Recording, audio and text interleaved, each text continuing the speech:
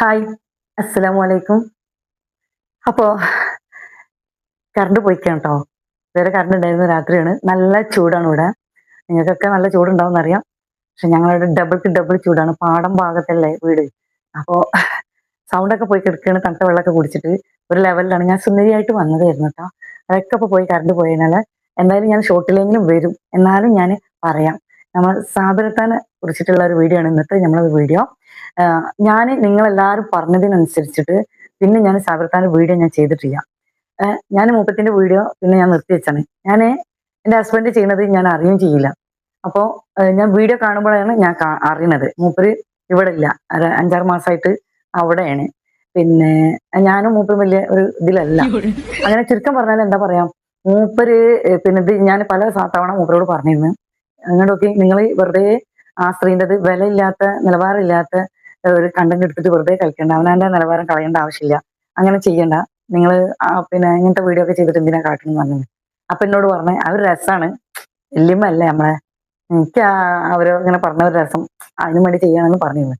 അപ്പം സാബിറ പറഞ്ഞത് എന്താണ്, അവരുടെ വീടിന്റെ ജപ്തിയിൽ നിന്ന് മാറാൻ വേണ്ടിയിട്ട് പിന്നെ മൂപ്പത്തിന്റെ ഫോട്ടോ വെച്ചിട്ട് വീഡിയോ ചെയ്യുകയാണെന്നാണ്. അപ്പോ നിങ്ങൾക്ക് മനസ്സിലായി കാണും എന്ന് ഞാൻ വിചാരിക്കുന്നു. അത്രയും ഫുള്ളായിട്ടുള്ള ആളാണ് ഈ സാബിറത്ത എന്ന് പറയുന്നത്. ഈ അമൃതാനന്ദമയി, മാതാ അമൃതാനന്ദമയി അങ്ങനെയൊക്കെ പറയുന്ന ഒരു സംഭവമാണ്. ഇനി ചിലപ്പോ അവര് ജപ്തി മാറുകയാണെങ്കിൽ, ഈ ഫോട്ടോ വെച്ച് വീഡിയോ ചെയ്തിട്ട് ജപ്തി മാറുകയാണെങ്കിൽ ഒരു പക്ഷേങ്കിൽ അദ്ദേഹം ഇവരുടെ ഫോട്ടോ അവരുടെ വീടിന്റെ ഫ്രണ്ടിൽ തൂക്കുന്നതായിരിക്കും എന്ന് തോന്നുന്നു. അന്നിപ്പോ എന്നോട് പറഞ്ഞിരുന്നു. ഞാൻ അങ്ങനെയാണെങ്കിൽ എന്റെ ജപ്തി സാബിറ വല്യമ്മാനെ കൊണ്ട് ആണ് മാറുന്നെങ്കിൽ ഞാൻ തീർച്ചയായിട്ടും ഇതിലൊരു ഫോട്ടോ ഞാൻ എടുത്തിട്ട് ഉണ്ടാക്കിയിട്ട് വീട്ടിന്റെ ഫ്രണ്ടിൽ തൂക്കുമെന്ന് പറഞ്ഞിരുന്നു. അപ്പം വേറെ ഞാനൊരു വിഷയം പറയാനുള്ളത് എന്താണെന്ന് വെച്ചാല്, പിന്നെ കമ്മല് ഞാൻ ഇട്ടിരിക്കുന്നു കേട്ടോ. ഇതൊന്നല്ല, ഇതിന്റെ ഡബിൾക്ക് ഡബിൾ വലിയ കമ്മലുകൾ ഉണ്ട് കേട്ടോ എൻ്റെ അടുത്ത്. വലിയ ജുംക്ക അങ്ങനെ സംഭവങ്ങളൊക്കെ ഉണ്ട് കേട്ടോ. പിന്നെ വലിയ വലിയ നെക്ലേസുകൾ ഉണ്ട്, ഹലാക്കിൻ്റെത്. എനിക്കിപ്പോ എന്താ പറയാ, തൊണ്ടയ്ക്ക് വെള്ളം കുടിച്ചിട്ട് തൊണ്ടയ്ക്കൊക്കെ വേദന വന്നത് കാരണം ഇത്രയ്ക്കുള്ള അജ്മീറിൽ നിന്നൊക്കെ കൊണ്ടുവന്ന ഉത്തരേന്ത്യന്റെ മോഡലൊക്കെ നെക്ലേസുകളൊക്കെ ഉണ്ട്. ഞാൻ ഇടാൻ അത്ര താല്പര്യപ്പെടുന്നില്ല. ആദ്യം മുമ്പ് എല്ലാ മോഡലിലും നടന്നിരുന്നു. ഇപ്പൊ ഞാൻ അങ്ങനെ മോഡലിൽ നടക്കാൻ എനിക്ക് ഇഷ്ടപ്പെടാത്തത് കാരണമാണ് ഞാൻ അങ്ങനെ നിൽക്കുന്നത് കേട്ടോ. അപ്പം മോഡലിനൊന്നും ഒട്ടും കുറഞ്ഞ ആളല്ല കേട്ടോ. ഞാൻ ഏത് വേഷവും കെട്ടിയിരുന്നു, എല്ലാ ലെവലിലും നടന്നും ചെയ്തിരുന്നു. മീൻസ് മോഡലാണ് പറയുന്നത് കേട്ടോ. പൂജ ഭട്ടിന്റെ ഹെയർ സ്റ്റൈൽ കട്ട് ചെയ്തിട്ട്, മാധുരി ദീക്ഷിന്റെ ഹെയർ സ്റ്റൈലൊക്കെ കട്ട് ചെയ്തിട്ടൊക്കെ നമ്മൾ നടന്ന ആൾക്കാരാണ് കേട്ടോ. അപ്പോ ഈ പുള്ളിക്കാരത്തി ഇപ്പൊ പറയുന്ന മാതിരി ഒന്നല്ല. ഞാൻ ഇപ്പൊ ഇങ്ങനെ കമ്മലിട്ടിട്ട് വന്നതോ, ഇത് പറയട്ടെ, ഇത് ഞാൻ ഉള്ളതൊക്കെ ഇപ്പൊ കിട്ടിയതൊക്കെ എടുത്തിട്ടുണ്ട്. മോതിരം ഒന്നും കാണാനില്ല. വലിയ വലിയ മോതിരം ഉണ്ടായിരുന്ന കാണാനില്ല കേട്ടോ. നിങ്ങൾ സഹിക്കുക. എന്നുവെച്ചാൽ ഇതൊരു ചെറിയൊരു മോതിരം, ഇതിന്റെ മരുമകള് തമ്മിലുള്ളതാണ് കേട്ടോ. റോസ് ഗോൾഡിന്റെ. പിന്നെ എന്താ പറയാ, ഇത് ഇതേ കിട്ടിയുള്ളൂ. പിന്നെ ഒന്നും കിട്ടണില്ല, സാധനങ്ങളൊന്നും കാണാനില്ല. മൂക്കുത്തിയൊക്കെ പലേ മോഡലുണ്ട്. നീ എവിടെ കിടക്കുന്നത് തന്നെ ഒരു പിടുത്തില്ല. കാരണം ഞാൻ അതിമൊക്കെ ഇപ്പൊ ശ്രദ്ധിക്കാത്ത കാരണം, നമ്മൾ ഷോപ്പിലേക്ക് പോകുന്ന കാരണം, പിന്നെ അതൊന്നും ഇട്ടിട്ട് അടിപാടിയിട്ടൊന്നും ഞാൻ നിൽക്കലില്ലല്ലോ. അപ്പൊ അത് കാരണം അതൊക്കെ ഓരോ മൂലക്കലാണ്. പിള്ളേരൊക്കെ എടുത്തിട്ട് ഇട്ടിട്ട് ഓരോന്ന് പോകും. പേരക്കുട്ടികൾ വന്നാലും അങ്ങനെ ഇട്ട് പോകും. അങ്ങനെ നിൽക്കുന്ന കാരണം നിങ്ങൾ ഉള്ളതുകൊണ്ട് തൃപ്തിപ്പെടട്ടാ. ഇനിയിപ്പോ അഥവാ കിട്ടിയിട്ടുണ്ടെങ്കിൽ ഞാൻ ഷോർട്ടിലെങ്കിലും വരണം കേട്ടോ. ഇപ്പൊ ഈ ഇട്ട് തന്നെ ഒരു ഭംഗി ഇങ്ങനൊന്നും തോന്നൂല. കാരണം ലൈറ്റ് ഇല്ലാത്ത കാരണം എന്നാ നിങ്ങൾക്ക് മനസ്സിലാവൂല. പിന്നെ പ്രായം പ്രായം എന്ന് പറഞ്ഞാൽ ഞാൻ എപ്പോഴും പറഞ്ഞിട്ടില്ല എനിക്ക് 16 വയസ്സാണ് 18 വയസ്സാണെന്ന് ഞാൻ പറഞ്ഞിട്ടൊന്നുമില്ല.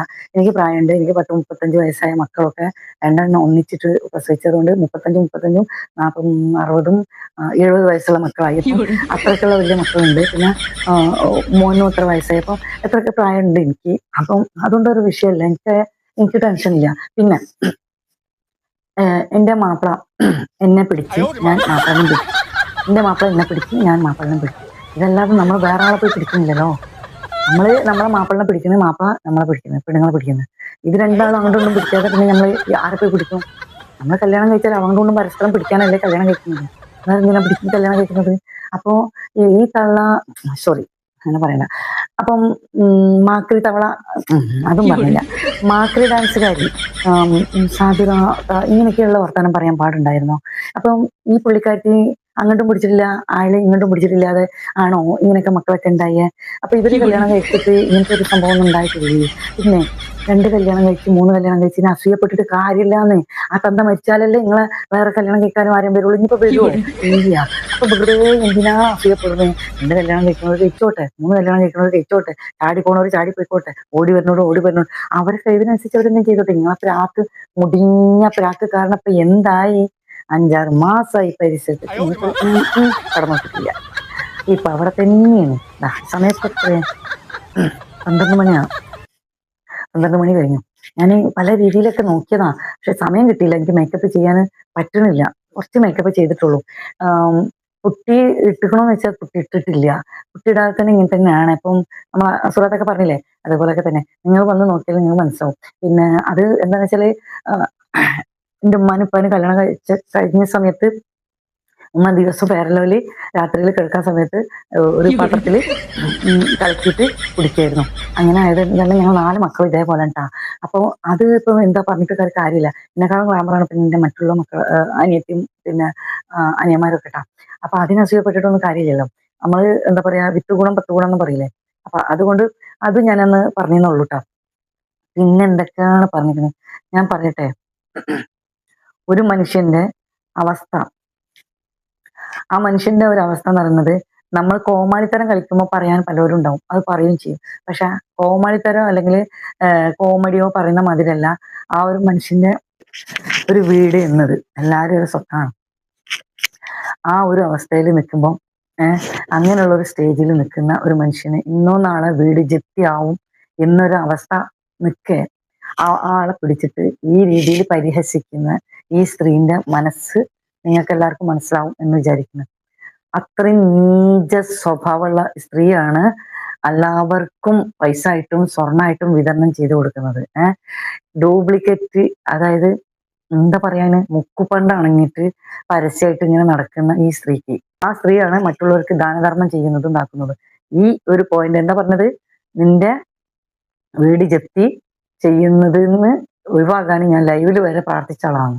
അങ്ങനത്തെ ആളാണ് ഈ ഇത്രയും ആ ആളെ വ്യക്തിനെ പരിഹസിക്കുന്നത്. വീട് ജപ്തി ഞാൻ നിങ്ങളോട് പലതവണ പറയണമെന്ന് പറഞ്ഞിട്ട് വന്നപ്പോഴും ഇക്ക പറഞ്ഞു വേണ്ട പറയണ്ട. കാരണം ഞങ്ങൾ 2 പേരും അന്ന് നിന്നിട്ട് പിന്നെ ഒരു വീഡിയോ ചെയ്തിട്ടുണ്ടായിരുന്നു.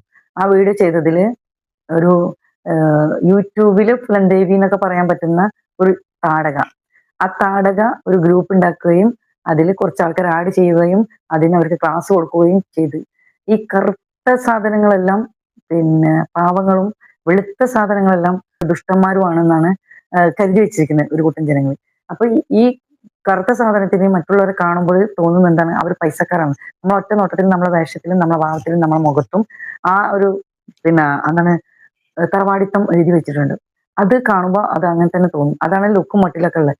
അപ്പൊ അതിന്റെ അർത്ഥം നമ്മൾ ഒരുപാട് പണം ഉണ്ടാകുന്നല്ല. നമ്മൾ ആരോടും നമ്മൾ ദാരിദ്ര്യം പറയാറില്ല. ഉള്ളത് നമ്മൾ ലാവിഷായിട്ട് നല്ല രീതിയിൽ ജീവിക്കുകയും ചെയ്യും. ഒരു പിന്നെ എന്തെങ്കിലും ഒരു കുറവ് വീട്ടിലുണ്ടെങ്കിൽ പോലും നമ്മൾ അടുത്ത വീട്ടിൽ പോയി വാങ്ങില്ല. പകരം നമ്മൾ എന്താണ് കടയിൽ പോയിട്ട് പറ്റെങ്കിൽ പറ്റ് വാങ്ങും. അങ്ങനെയാണ് നമ്മൾ ഇത്രയും കാലം ശീലിച്ചിട്ടുള്ളത്. വല്ലാണ്ട് അങ്ങനത്തെ ഒരു അവസ്ഥ വരുമ്പോഴാണെങ്കിലും ഒക്കെ അത് നമ്മൾ തിരിച്ചു കൊടുക്കുകയും ചെയ്യും. എന്നാലും ആൾക്കാർ വേണമല്ലോ, അതാണ് സ്നേഹം നിലനിൽക്കുള്ളൂ. എപ്പോഴും നമ്മൾ വാങ്ങാൻ ഒരു അടുത്ത വീട്ടിലേക്ക് തക്കാളി ആയാലും പച്ചമുളകായാലും അതുപോലെ നമ്മൾ പഞ്ചസാര ആയാലും ഇത് മേടിക്കാൻ ചായപ്പൊടി ആയാലും വാങ്ങാൻ പോയിട്ടുണ്ടെങ്കിൽ എന്നും അത് മറ്റുള്ളവർക്ക് ഒരു ബാധ്യതയാണ്, അലോരസാണ്, അതൃപ്തിയാണ്. നമ്മളോട് സ്നേഹം ഉണ്ടാവില്ല, നമ്മളോടുള്ള ബഹുമാനം നഷ്ടപ്പെടും. അപ്പം അതിന് പകരം നമ്മൾ ഇങ്ങനെ നിൽക്കുമ്പോൾ അവർക്ക് നമ്മളോട് മമതയും ബഹുമാനം ഭയങ്കരമായിട്ട് ഉണ്ടാവും. ആ ഒരു സ്നേഹബന്ധം എന്നും ഉണ്ടാവും അയൽവാസി എന്ന് പറയുന്നത്.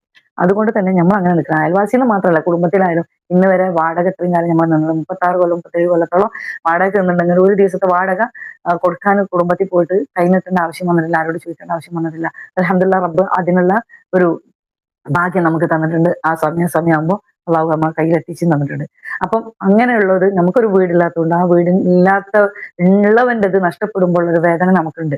അപ്പം അതുകൊണ്ട് എന്നെ കൊണ്ട് പറ്റുന്ന രീതിയിൽ ഞാൻ ഏക്കാനോട് പറഞ്ഞ് എൻ്റെ ചാനലിൽ നമുക്കൊന്ന് സംസാരിച്ച് നോക്കാം. എല്ലാ പ്രൂഫും മൂപ്പരുടെ പിന്നെ ഹോസ്പിറ്റലിന്റെ ഇതും പിന്നെ വീട്ടിൻ്റെതും എല്ലാ പ്രൂഫ് നമ്മൾ കാണിച്ചിട്ടാണ് വീഡിയോ ചെയ്തത്. പക്ഷെ സ്റ്റാർട്ടിങ്ങിൽ തന്നെ ഏതോ ഒരു യക്ഷി വന്നിട്ട് അതിൽ അങ്ങനത്തെ രീതിയിൽ കമന്റ് ചെയ്തു. പിന്നെ അത് താഴെയൊക്കെ അങ്ങനെ ആയി. അത് അവളും പടച്ചവനും കൂടെ ആയിക്കോട്ടെ, വേറെ നമുക്കൊന്നും പറയാനില്ല. പക്ഷെ അനാവശ്യമായിട്ട് ഒരുപാട് ദൂർത്തടിക്കുന്ന ആൾക്കാർക്ക് ഒരുപാട് ആൾക്കാർ പിന്നെ പൈസ ഇട്ട് കൊടുക്കുന്നുണ്ട്. രാത്രിയിൽ അവർക്ക് ചാറ്റുന്നുണ്ട്. അതിൽ കൂടെ അവർ ആ പൈസ മുതലാക്കണം. അതായത് 100 രൂപ ഇട്ട് കൊടുക്കുന്ന 200 രൂപേന്റെ ചാറ്റിങ് അവിടെ നടക്കും. അപ്പൊ അവർക്ക് അത് സമാധാനമായി കിട്ടിയില്ലെങ്കിലും എന്നുള്ളത്, നമുക്കത് നിൽക്കാനും നേരമില്ല, നമുക്കത് അങ്ങനത്തെ പൈസ വേണ്ടെന്നാണ്. നമ്മൾ മാന്യമര്യാദയ്ക്ക് നമ്മളെ സങ്കടങ്ങൾ, വിഷമങ്ങൾ പബ്ലിക്കിന്റെ മുന്നിൽ, നിങ്ങളെ മുന്നിൽ വന്ന് പറഞ്ഞു. അത് നമുക്ക് സഹായിക്കാൻ അവരെ കൊണ്ട് പറ്റിയില്ല, കിട്ടിയില്ല എന്ന് ഞാൻ പറഞ്ഞില്ല. 1000 രൂപ കിട്ടി. എന്റെ ഫ്രണ്ടും ഇക്കാന്റെ ഫ്രണ്ടും, എന്റെ ഫ്രണ്ട് തന്നെ, രണ്ടാളും എന്റെ ഫ്രണ്ട് തന്നെയാണ്. ആ രണ്ട് ഫ്രണ്ടും 1000 രൂപ സ്പോട്ട് തന്നിട്ടാണ്, 500 ചുരുക്ക. ആ ഒരു ക്യാഷ് എല്ലാം കൊണ്ട് ഞങ്ങൾക്ക് വേറെ ഒന്നും കിട്ടിയിട്ടില്ല. പക്ഷെ അതിനുശേഷം ഇങ്ങനെ നീണ്ട് നീണ്ട് നീണ്ട് ഇന്ന് നാളെ പറഞ്ഞിട്ട് ജസ്റ്റ് ഇങ്ങനെ നടന്നുകൊണ്ട് ഇരിക്കുകയായിരുന്നു. അപ്പോ ഇപ്പൊ അങ്ങനത്തെ ഒരു സിറ്റുവേഷൻ വന്ന് ലാസ്റ്റ് കേസ് കൊടുത്തു. പിന്നെ വക്കീലിനെ ഏർപ്പാടാക്കി. വേറെയും പല വിഷയങ്ങളൊക്കെ പല ആൾക്കാരായിട്ടും പോയി. ഇനി ഒരാളില്ല, MLA മുതൽ എല്ലാ മനുഷ്യരും, മുഖ്യമന്ത്രിന്റെ അടുത്ത് വരെ നമ്മൾ പേപ്പേഴ്സ് എത്തിച്ച് കാണേണ്ടവരെ കണ്ടിരിക്കണം. പല പാർട്ടി ബേസിലും പോയിട്ട് എല്ലാം ചെയ്തു വെച്ചിട്ടുണ്ട്. അതിന്റെ ഒരു അടിസ്ഥാനത്തിൽ ഇപ്പം ബാങ്ക് ഇങ്ങനെ നിൽക്കുന്നുണ്ട്. അപ്പം അത് പെട്ടെന്ന് 2 ലക്ഷം കെട്ടാൻ പറഞ്ഞതാണ്. 2 ലക്ഷം കെട്ടാൻ പോയിട്ട് ഉള്ളിപ്പെറുക്കി എല്ലാവരുടെ സഹായം ഞങ്ങളെല്ലാവരും വെട്ടിപ്പെറുക്കിയിട്ട് അവരുടെ മക്കളും നമ്മളെല്ലാവരും കൂടെ കൊടുത്തിട്ട് ആകെ 55 രൂപ ഒത്തിട്ടുള്ളായിരുന്നു.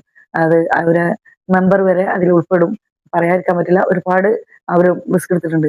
അവരെ നാട്ടിൽ ഞാൻ ഈ പറയുന്ന എന്റെ വീഡിയോ ഏറ്റവും കൂടുതൽ കാണുന്നത് പിന്നെ ഇക്കാന്റെ നാട്ടുകാരാണ്, ഇക്കാന്റെ അയൽവാസികൾ, ഇക്കാന്റെ ഫ്രണ്ട്സുകൾ. അപ്പം അവർക്കറിയാം ഞാൻ ഈ പറയുന്നത് വെറുതെ മണ്ടലല്ല, പിന്നെ വെറുതെ പോക്ക് ഒക്കെയല്ല പറയുന്നത്. അതിൽ കാമ്പുള്ള വാക്കാണെന്ന് അവർക്ക് നല്ലോണം അറിയാം. അപ്പൊ അതുകൊണ്ട് എന്നെ കൊണ്ട് പറ്റുന്ന രീതിയിൽ ഞാൻ സഹായിക്കാൻ നോക്കിയതാണ്. ഇത് മാത്രമൊന്നുമല്ല, പല ആൾക്കാരും നമ്മൾ സഹായിക്കാൻ നോക്കിയിട്ടുണ്ട്. പിന്നീട് അതിന്റെ പേരിൽ നമുക്കൊരു ഇഷ്യൂ വരരുത് എന്ന് വിചാരിച്ചിട്ട് ഞാൻ പിന്നെ മറ്റുള്ളവരുടെയൊക്കെ മാറിയത്. ഇക്ക പറഞ്ഞ് ഈ വെറുതെ പറഞ്ഞിട്ട് നമ്മൾ പറഞ്ഞാല് അതിനാരെങ്കിലും അത് പൊളിക്കാനും അതില്ലാതാക്കാനും വരാൻ ഒരുപാട് ആൾക്കാരുണ്ടാവും. മറ്റുള്ളവരൊക്കെ നമ്മൾ കണ്ണിന്റെ മുന്നിൽ ലക്ഷങ്ങൾ കിട്ടിയിട്ട് കാറും ബൈക്കും വീട് കൊടുത്തിട്ട് എൻജോയ് ചെയ്തിട്ട് അനാവശ്യമായിട്ട് നടക്കുന്ന ഒരുപാട് ആൾക്കാരുണ്ട്. കഴിവുണ്ടായിട്ടും കഴിവില്ലാന്ന് ആൾക്കാരുടെ മുന്നിൽ കീറിപ്പാറിയ ഡ്രസ്സ് ഇട്ട് വന്നിട്ടും അന്നം വെള്ളം കുടിക്കാൻ ഞാൻ പൈതമക്കളെ മുന്നിൽ നിർത്തിയിട്ട് ക്യാഷ് വാങ്ങുന്ന, ഇപ്പോഴും വാങ്ങി കഴിക്കുന്ന ആൾക്കാരുണ്ട്. അപ്പൊ അത് വേറെ, അവരെ കാണുമ്പോൾ അങ്ങനെ തോന്നും ചെയ്യും. പക്ഷെ നമ്മളെ കണ്ടാൽ ഇനി കീറിപ്പാറി വന്ന് വേഷം ഇട്ടിട്ട് നമുക്ക് അഭിനയിച്ചിട്ട് നമുക്ക് ക്യാഷ് വേണ്ട. നമ്മളുള്ള ആ രീതി എന്താ, ആ രീതിക്കനുസരിച്ച് നിങ്ങളോട് ചോദിച്ചു, അന്യമര്യാദയ്ക്ക് തരാൻ പറ്റിയില്ല, പോട്ടെ, നമ്മളെ വിധി അങ്ങനെയാണെന്ന് വിചാരിക്കും. സർവ്വസാധാരണമാണ് എല്ലാവരും അങ്ങനെ ചോദിക്കുക. ഈ 55,000 റുപ്യ ഇപ്പൊ കെട്ടിയതിന്റെ പേരിൽ എന്താണെന്ന് അറിയില്ല, ഇലക്ഷൻ കഴിഞ്ഞാൽ ഉണ്ടാവും ജഡ്ജിണ്ടാവും എന്ന് വിചാരിച്ചിട്ട് ഏത് സമയത്തും 5 മണി വരെ ബാങ്കിന്റെ ടൈം കഴിയുന്നവരെ എല്ലാവർക്കും ടെൻഷനാണ്. അത് കഴിഞ്ഞാൽ രാത്രി മാത്രം സമാധാനം. നേരം വെളുത്താൽ വീണ്ടും അങ്ങനത്തെ ഒരു അവസ്ഥ വരും. കറണ്ട് വന്നിട്ടാ മാഷാഅല്ലാഹ് അൽഹംദുലില്ലാഹ്.